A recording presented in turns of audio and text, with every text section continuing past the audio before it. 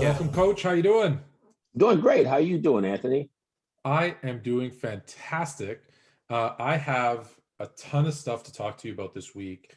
We're going to talk some NFL, some NBA, and of course, there's a lot going on in the news in terms of social issues, stuff that we definitely need to dive into.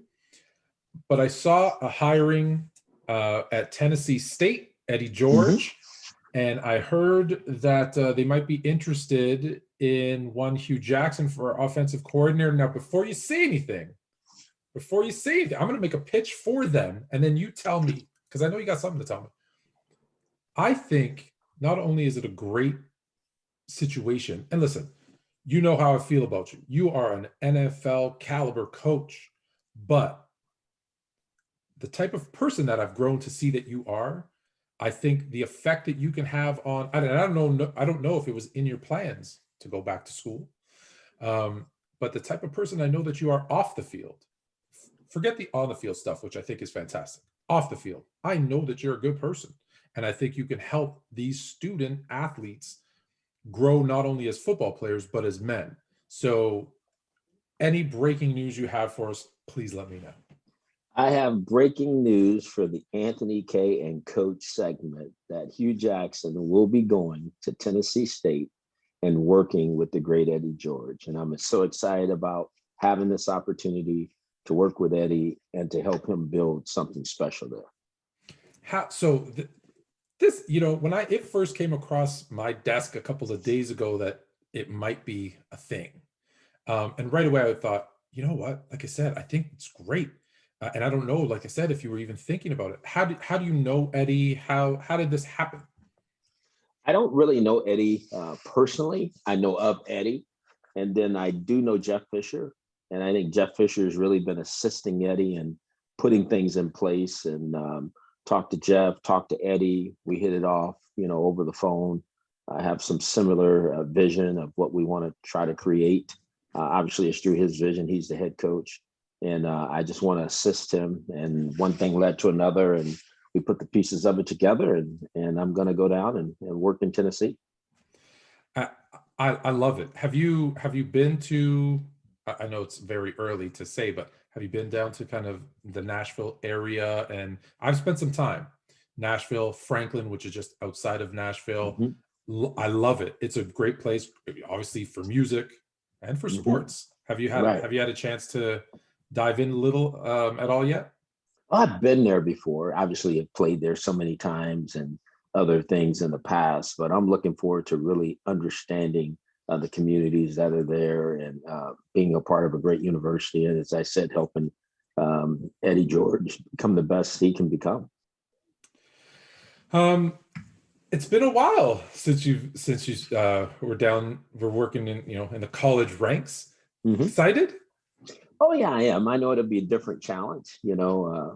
Recruiting is different. I remember recruiting. At one time I recruited 2 Heisman Trophy winners. So I know what that is. I know what that looks like, and looking forward to, like I said, helping and assisting any way that I can. But it'd be different, but excited about it. Yes. I love it. That is fantastic. What's the next steps? So do you jump right in? Are you at that point yet? I think it's a little different now. Like you said, with right. COVID and everything that's gone on, and the team just now getting finished playing. And kudos to the staff that was there. I think those guys worked extremely hard, Coach Reed and his staff, to give that team a chance. But whatever Eddie lays out, whatever process he wants, that's the road I'm going to travel and kind of go from there. Well, congratulations, Coach. I think they're very lucky to have you. And I look forward to seeing what happens down in Tennessee State. I am now a Tigers fan, so Let's go blue. You got. I look good in blue. I got to tell you. So I'm excited. So that's fantastic. Great to hear. And I'm sure we're going to talk about it more as the weeks go on. We're going to shift to the NFL. And it's not really a good news story unless, you're one of the teams later on in the draft. But Stephen A. Smith this week kind of came out and said the reasons he believes Justin Fields is kind of dropping in the rankings. A lot of them have him ranked as their number 2 quarterback behind Trevor Lawrence. But when you see kind of the draft boards, the mock drafts, whose ever it is, he seems to be kind of 4, 5, depending on whose draft board you're looking at. How does a quarterback this good, this talented, who has the statistics, has basically what you're looking for in a quarterback? Now, I guess I should ask, did you hear kind of what Stephen A's opinion was? It's kind of the case of the black quarterback, or do you see something in his game that maybe justifies that happening? I don't see anything that justifies that happening any more than it's justified any other quarterback that came before him, in that situation. I think he's starting to get what's called the Ohio State effect on him a little bit. There hasn't been many quarterbacks that's come out of Ohio State and, played well in the National Football League. I think that's unfair for him, but those comparisons do start to happen as it gets closer to the draft. I mean, all it takes is one person to throw a narrative out there and people run with it, but I think the guy's very talented. Obviously, he didn't come to Ohio State in the beginning. He was at Georgia. He transferred to Ohio State. He's a tremendous football player. He just needs an opportunity. He really needs just one team to make a decision to draft him, and that's going to happen. It's just when and where he's going to go, I think, is the thing that's up in the air. And those kind of guys have a chip on their shoulder, and they'll come and he'll play well in the National Football League. Yeah, listen, I wouldn't be upset, if he dropped to, I don't know, 20th. Wouldn't be. The Bears are not getting him. I know. But, I figured I'd ask because, like, when I heard that story from Stephen A., like I said, I dove in and I dive into stuff. And, yes, you do. And he's the second, almost everybody said he's the second best quarterback in the draft. Well, then how come he's not going number 2 to the Jets? If he's the second best quarterback in the draft? It was very odd to see, to see that. Now, you still don't know, right? Technically, the assumption is Trevor Lawrence, Zach Wilson, but I guess you never really know what's going to happen. You don't know, but like we always say, where there's smoke, there's smoke, and so right. When they're saying that he's falling and the other guys are rising, that tells you something, because that's the information that's getting out there.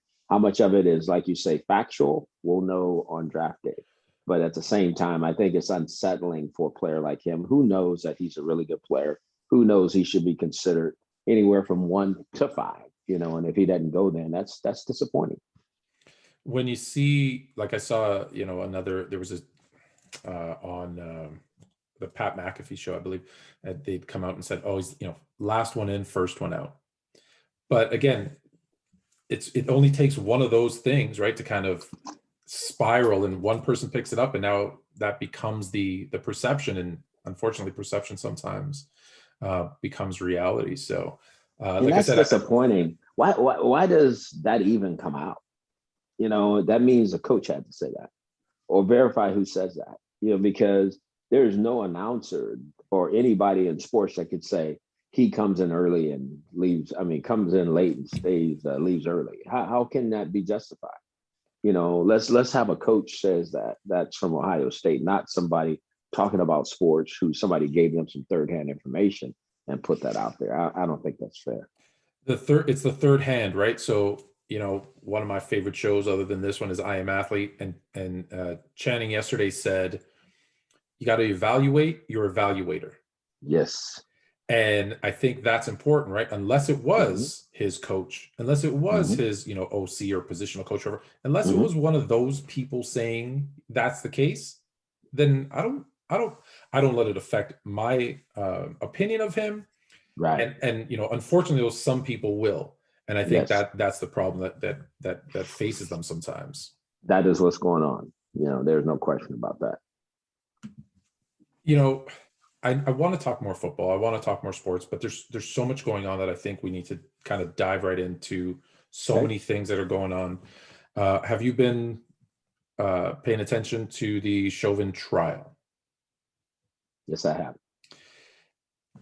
SNL did a skit I think, to kick off the show on Saturday, where, okay, based on all the facts that we've seen, there's no chance that he gets off. And they kind of went, well, oh, based on, well, there's, why is there always that feeling of, well, do you think there's any chance prior to what happens? We're going to talk about, obviously, Daunte Wright in a second. Do you think there's any chance that with what you've seen, he is somehow, that jury somehow does not convict him for what was done? There is no way. And if it is, it will start a riot like people have never seen before. And we think we witnessed some tough times for a while there. It won't stop. So I don't think there's any way that he gets off. I've been watching it. I don't know if I've told you this before, but my wife is an investigator. And she's not very into criminology and some of these other things. And so she has been glued and kind of coming to me with, I watch as much as I can, but anything I miss, she's quick to update me on it. And so just basically the stuff that's come out, there's no, like, I mean, the experts that they had in, there's so much things that we didn't even notice. Right.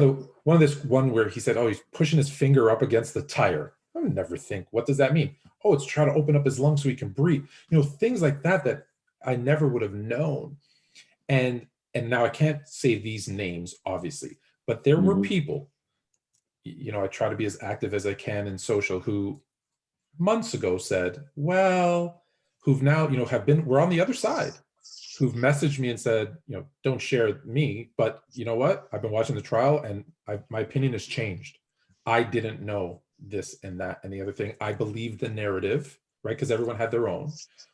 And I think, I hate to say it because, you hate bad things to happen. Right. But I feel like a lot of eyes have been opened into absolutely, what's can happen, right? If you look, he took it, he was excessive. He took it too far. He knew better because it wasn't the first time right, that he had taken it too far. Absolutely. I just, Anthony, this is such a eye opener for everyone. There's so many things that people are learning through this process that can happen, has happened, shouldn't happen. How everybody deals with this, they're going to deal with it their own way. Obviously, the process is going to take care of itself. But I just think there's so many other little things that people are starting to really understand better about what the police potentially could do and do to you, that we all have to be very careful, as we move forward. And it's unfortunate, but there are bad cops, just like there's bad people. And I think those things are now really bubbling to the surface. I think there's two things.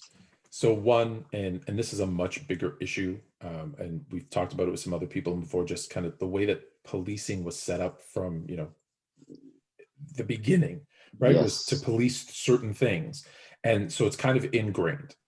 That being aside, because I think that's like that's a forever conversation. I don't think that's something we can get through today. But the other one, the smaller one, and, I can't believe I'm going to kind of quote Chris Rock, but he did say, look, there's certain jobs where, look, people are human.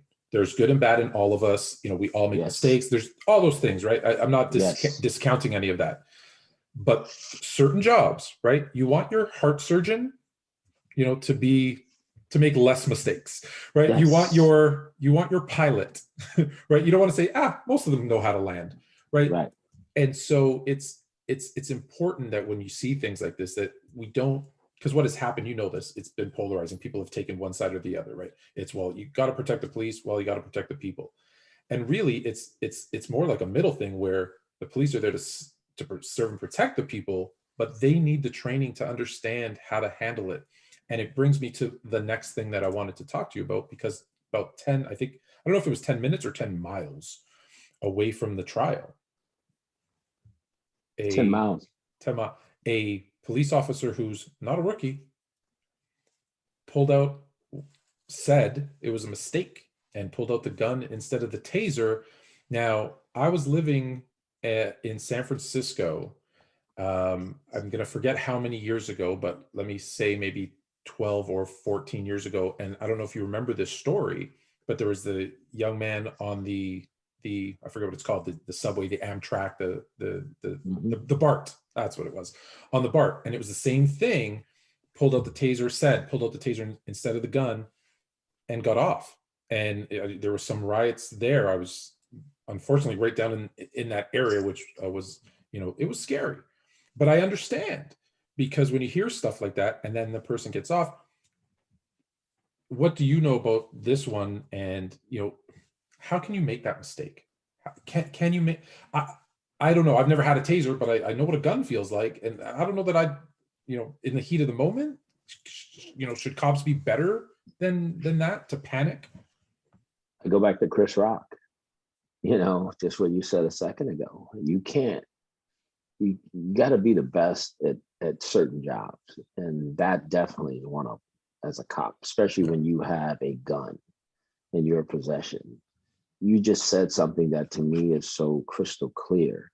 How can you, having practice with a taser gun, not know that it is or it isn't, however you want to look at it, when you get ready to shoot someone?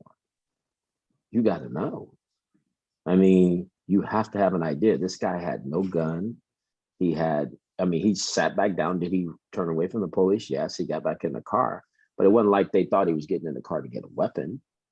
That was crystal clear. Obviously he was getting in a car to get away from them. And you shoot this individual with a gun and you go, oh, I shot him. And there's just no way. You can't make that mistake and then say, okay, I just made a mistake. You just took a life, and I don't agree with it by any way, shape, or form. I'm disappointed that the person's not in jail at this time. Somebody said that she resigned. I don't know if that's true. So interesting that there's been multiple reports. So one said that she was fired. Then it came out and said she resigned. But also I believe the chief of police also resigned. But then the person who now, and I forget his name, but who's now in charge, said hasn't necessarily accepted that resignation yet. So clearly not fired if you haven't accepted the resignation. But why? I don't know. I guess there's more details to follow. So there's still some questions. But this was sent to me, and so I hope this means that we're getting through to some people. But someone sent this to me right after it happened. And I'm just going to read it because I think it's important. I think, unfortunately, it's true. We live in a world where trained cops can panic and act on impulse, but untrained civilians must remain calm with a gun in their face. It's sad. Think about that. Just let that sit right there. What they said is so true. We have to be at our best when you're arresting us. And there's total fear, because that's what I felt the young man was feeling. The thing that's so different about what happened with George Floyd and with this young man, we saw it. We saw it in real time, how it really happened.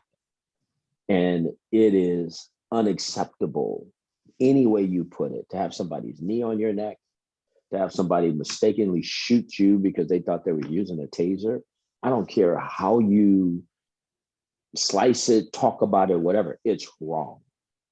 And the people should face consequences because of it, and they will. But it's it's almost like the thing with the first trial with George Floyd. The longer this goes on and the right things are not being said, the worse it's going to get. And to me, I don't understand why, if I was to shoot somebody, I'm going straight to jail. If that was me that made that mistake, I'm going to jail. Oh, I made a mistake. I didn't mean to shoot him. I had this toy gun in my other hand I was going to use. Really? I'm going to jail. So why can't that person go to jail? Because they said they made a mistake.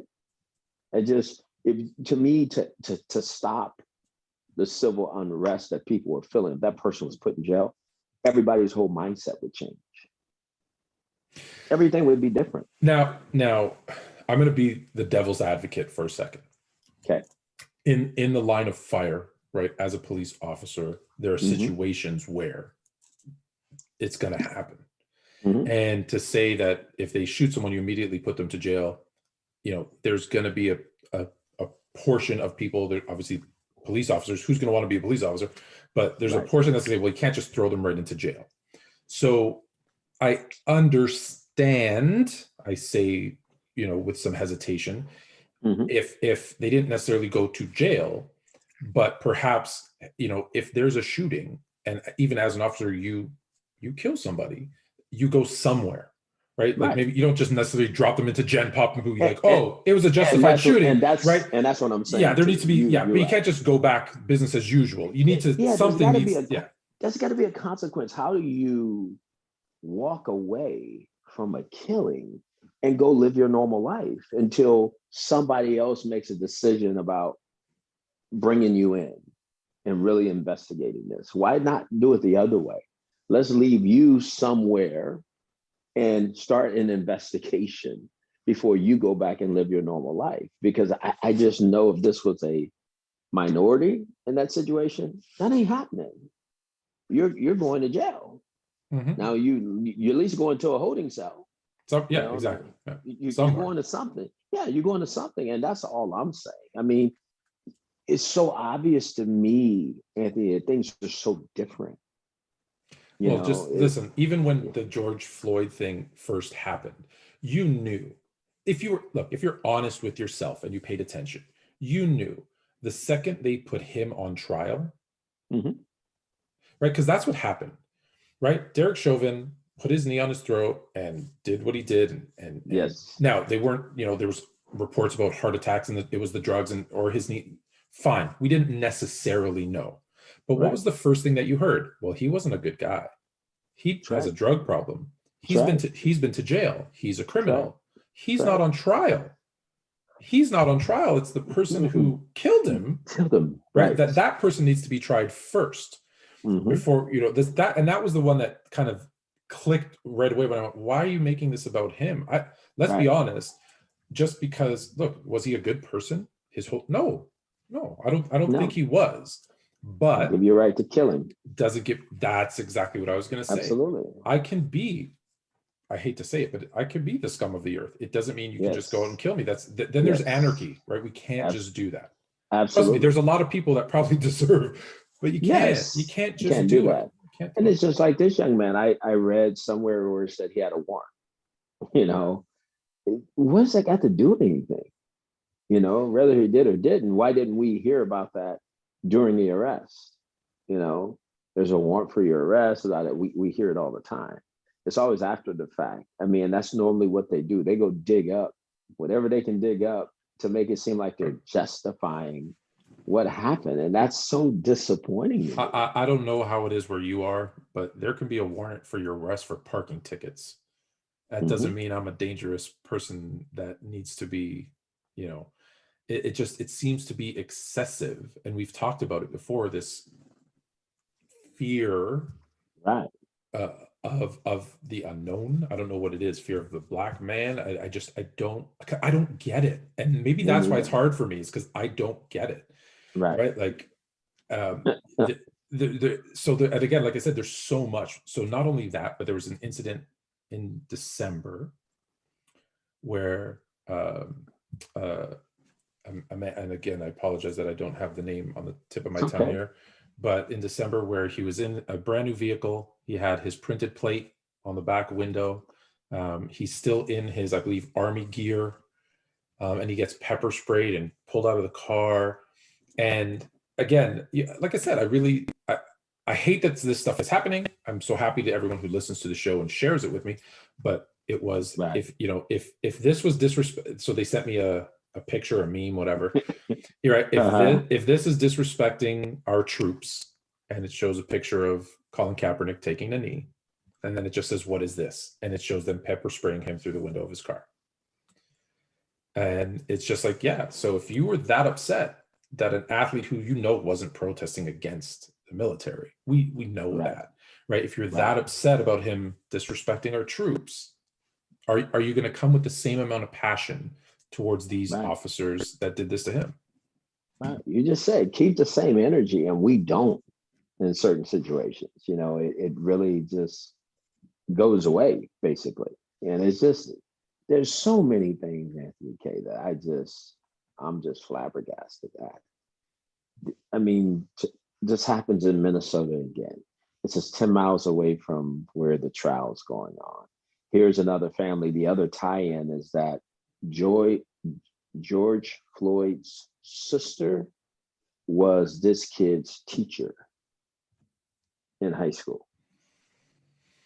There's another tie in here. Yeah. And so I don't think that had anything to do with what happened, but at the same time, just look at how this thing is working. I'm a big believer that things happen for a reason. And I don't know what this reason is, but we haven't learned. We still haven't learned that this isn't okay. And that's the biggest thing that I think we all have to deal with. There needs to be a huge change. There needs to be a huge shift, and I'm fed up. I know you're fed up. We're all fed up, and we deal with it. We talk about it. We have great conversations, but I never see the needle really move. That was going to be my next question are we, George Floyd was it about a year ago now, right? Yes. So look, it's been a year, and to say, well, that's not a long time. Well, no, it's been longer than a year because this stuff has been happening, right? Yes. Like, how long ago was Rodney King? Right. Right. Like, has it changed? And we can go back further than that, of course, but I mean, what has changed? What has changed? It's like we're placating this whole thing. It's just, here it is. Okay. Well, man, it shouldn't happen. Here it is. I mean, there's a trial, and this trial is played out in front of everybody, and I get it. And this lady, I resign, or whatever it is she does. But, I shot him. I didn't mean to. It was a taser I was going to use, and not again. What is this? Yeah. And look, I think the taser's on the left, the gun's on the right. Come on. From what I'm understanding, they feel different. There's a different weight. You're trained to know the difference. You are a trained professional. Come on. I can't happen. That can't happen. I just, I said, we want to talk about it, but then I think, but nothing, it's so, it's in the same place. You would think, right? Like, I'm going to be a little bit more aware, a little bit more cautious. Like, I understand what's happening. It can happen, especially there. Right. It shouldn't happen anywhere. It shouldn't happen anywhere, but it sure can't happen there. And it does again. And we say, okay, I just saw the face of the lieutenant of the whatever he's called, that leads the police department. It was like, oh gosh, he had to make this announcement, and it was like, she made a mistake. How do you say that? How do you come out and tell the rest of the world she made a mistake, as opposed to, we just need to investigate this and get it right? Nobody wants to say, because you can't make a mistake. How can you say that? She made a mistake. At least don't say that. At least say, you know what? This is a tough situation. We need to investigate this and get it right for all involved and move on from there. Right. But she thought it was a taser, etc. You just said, we know a taser from a gun. We know what side it's supposed to be on. We know what we're pulling. I mean, you're talking about somebody's life. And I think that's unfortunately what happens, right? They immediately into defense mode. Right? Yes. He had a warrant. She made a mistake. It's immediately putting as much doubt into what could be a jury pool, right, as possible, which, I hate to say it. It goes back what you said earlier. It doesn't matter. That doesn't matter. The kid is dead. He was shot. He had no weapons on him. He had nothing on him. And you just took a life. That's not okay. The one that's, I understand the resigning of the job, but to think that, and I hope that's not the thought process, but to think that resigning is enough, right? Like, could you imagine if in one of our jobs, right, I pulled out a gun and shot someone, went, oh, sorry, it was a mistake. Let me quit my job. Everything will be fine. Yes. I'll go over here and now I get it. I get it. Being a police officer is different. Don't to all my police officers out there, please. I'm not saying, No doubt. I listen. I got to tell you this because I think it's interesting, and I don't know why it happened, but my senior year in high school, of the 15 players on my basketball team, 10 of them are police officers. 10 of them. Mm. And so I understand how tough their jobs are. Now, 9 of the 10 are Black, one is Asian. And, we have these conversations, and it's just like, and they just shrug, it's not that they just shrug their shoulders, but they're just like, I don't get how, because I asked them, can you make that mistake? And, off the record, they're all, don't look me up. They all went, yeah, right. Like, don't look up who I went to high school with. But they were all just kind of like, no, that doesn't happen. It doesn't, like, I guess, if you're flustered, you can make a mistake, but you can't make that mistake, right? Right. You just can't. And I think we've been saying that since we've been sitting here. You cannot. And I think if you do, you shouldn't be in charge to carry a firearm. 100%. There's just no way. But we can't take that chance of finding out if you're going to make that mistake, because you take a life, and it's hard to think through that a person didn't know that they were using a gun instead of using a taser. It's hard to think through that here we are 10 miles from where the trial's going on, that this young man's getting killed. It's hard to believe that we would talk about somebody resigning. We would talk about a mistake, as opposed to understanding what civil unrest is going to create, by the words that are said, because it just, that feeling of being in a state of how do I cope with this? How do I even deal with this? People don't know how to continue to deal with this. Everybody gets on edge. Yeah. I want to go back to something you said, because if I'm going to change the narrative for a second. So they came out and said, there was a mistake, there was a warrant, there was all this stuff. Mm-hmm. Instead, if the narrative was, we came out and we said, look, this is what's happened. A police officer shot and killed someone. They have been detained. We are investigating the circumstances of this incident. And the second we get more details, we're going to come back to you. What a different feeling you have as a citizen, right? To say, okay, because look, they might come back and say, look, we investigated and they pulled a gun, they shot it, the officer returned fire. And we all go, okay, not okay, but we understand. Or they say, oh, that person who was detained, this is what happened. Now they're going to trial because whatever the circumstances are. But I think that's what bothers. Look, people being shot and killed, but I mean, after that, I think that's what bothers people, is the changing of the narrative. In this particular case, that it was a mistake, that they had a warrant, like trying to make the victim, now the person who needs a defense. You just said it, Anthony, and that's what I was alluding to earlier. That's what gets me. The powers that be don't understand human nature, just people. But we're dealing with people, and at the end of the day, we rather give the headlines that get clicks and make things go and have people go, oh my gosh, than to say just what you just said, or to say, you know what, we have this person detained and we're going to get this right.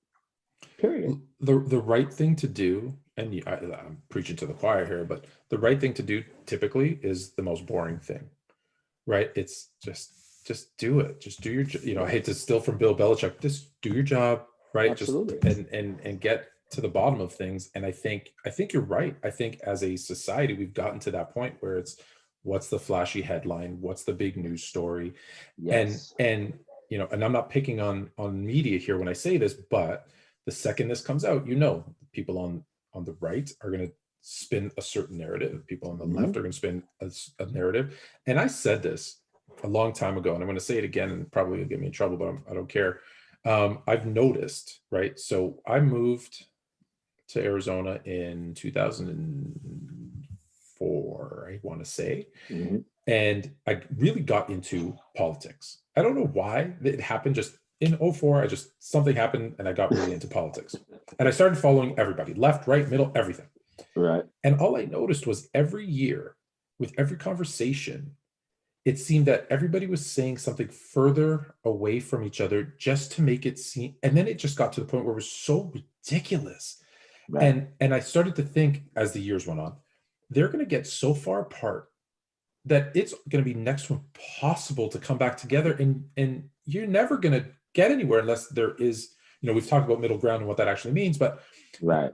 if you're just pulling this way, it's just harder and harder to come back together. And I don't want to say it's impossible, because I'm an optimist and I want things to be better, but we're all making it harder on ourselves by allowing that kind of separation, right? Even if you just look at political parties, but I'm not just talking about that. It's just the way people talk, the way people think. It's just, we've become so extreme, right? It literally is, this person's the devil, or this person is, just the best thing ever. And and really, we're all somewhere in the middle.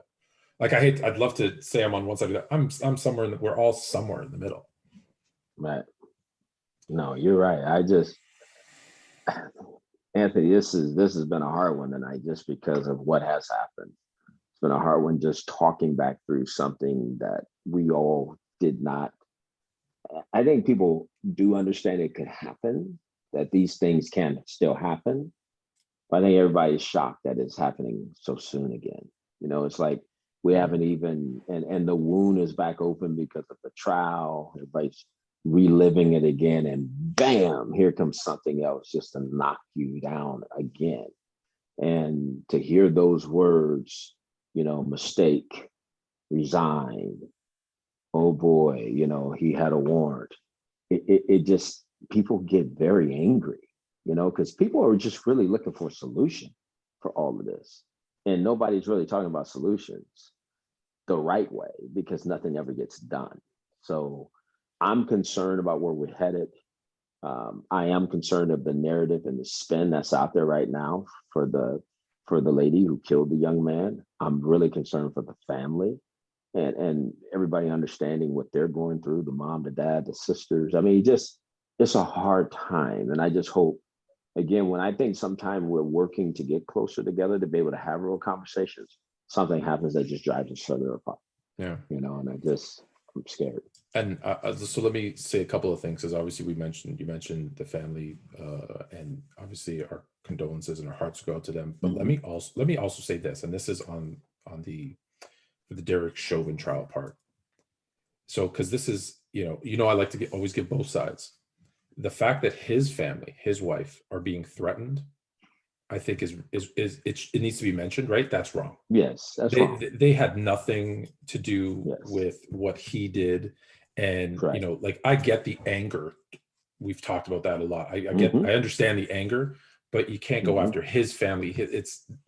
That doesn't help at all. And, I posted something a couple of days ago. I think I sent it to you, where I want to say it was Tony Robbins, where he's like, good leaders spend 5% on the problem, 95% of the time on the solution. And I feel like we're spending 99% of our time on the problem, if not more.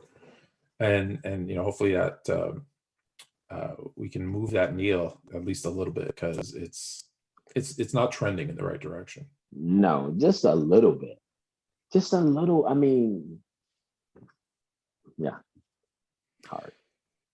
So unfortunately we started with good news, but like I said, I thought it was important that we did, we spend some time on, because there's, I didn't even touch on everything. Like, that's just some of the stuff that's been going on. I wanted to end, and is there anything that you wanted, anything that we missed, just to give you No, I don't think so at all. So I wanted to end because I want to I'm going to ask you a favor, and it's to pass along a message, because we briefly talked about it for about 1 second last week, and I wanted to give it a little more time. So, I know that you are in communications with Brandon Marshall. And I saw this week's episode where he was a little hesitant to apologize to your good friend, Chad. And so I wanted to pass along a message. And like I said it to you off kind of where we weren't recording. And I want to say it on because I want to post it and share it to him too. Of the NBA teams, there's a 15-man roster. The average team, because I wanted to do some research. The average team, some have 2, some have 4, some have 1, but the average team has 3 non-guaranteed contracts. I had a list, but as I started going through the list, it's a bunch of people you've never heard of. Let's just be honest. And so their conversation was, why do NBA players seem to speak out more, whether it's about the team they want to play for, their contracts, social issues, versus NFL players? And obviously a couple of guys said, well, it's because of the guaranteed contracts. Brandon got very heated, which, was kind of out of character for him. He's typically very calm and collective, right? And I wanted you to pass along the message that, hey, it's the guys that matter. And I hate to say that some guys don't matter, but on every team, there's the stars and there's, the role players. The stars have guaranteed contracts, and that's why they're pretty secure in speaking their minds. Whereas in the NFL, the majority of stars still don't have guaranteed. Like, I think Kirk Cousins maybe has a fully guaranteed contract, and I don't know who else has a fully guaranteed contract. So that's really why, right? I think NBA players feel more confident. And look, and that's something that the NFLPA maybe needs to do a better job of, is getting more guaranteed contracts so that NFL players can feel better, more open about speaking their minds. Because it's important for people who have a platform. Now, I know some people are going to tell me to tell them, shut up and dribble. I don't believe that. But to allow them to feel comfortable in speaking their mind. So, the next time maybe you're having that conversation, I'll do that. Send them my way, or just let them know, hey, absolutely. He was trying to say, oh, there's black and white. There's either they're all guaranteed or they're not guaranteed. It's gray, man. Like there's a lot of gray in the world. Oh yeah. I mean, what you just said says it all. Where people get their information from, sometimes I don't know. Sometimes there is bad information out there. You got to check the checker. It goes back to the same thing. The one thing I know about you, you're going to get it right. And I hope nobody gave Brandon bad information. He came back and apologized for it, but at the same time, truly understanding what you just said and how powerful it is that guaranteed contracts allows people to have a voice. That's why you don't see a lot of the NFL players fighting back for the lack of diversity and inclusion in the National Football League. What can they say? They can't. They're afraid. You can lose your value like that. That's why you don't hear coaches really talking about it a lot. You'll hear a squeaky wheel over here every now and then, but you don't hear it being just hammered, because I'm going to all of a sudden lose my opportunity coaching in the National Football League. People say, why is Hue Jackson now speaking out on certain issues I've had to deal with? Because I'm not afraid. They don't owe me anything, so I can now say what I want. I mean, I hate to say it that way, but that's what it is. But that's bad. When you are oppressed from saying what is right because you're worried that somebody's going to take something that's supposed to be yours, it should be unconstitutional. That shouldn't happen. I think that people see, especially NFL players, making millions of dollars, and they think, wow, that's the life. They shouldn't be worried. They're talented. They'll have a job. But the reality is, although the money might be different, an NFL player is more like the regular guy that I can't go out and say everything that's wrong at my company, because then I won't work for that company anymore. Absolutely. And that's, that's the reality of a non-guaranteed contract is you might, I think they gave an example of, some players having to pay back some money to get out of contracts. I think they used an NBA example. LaMarcus Aldridge paid back $7 million.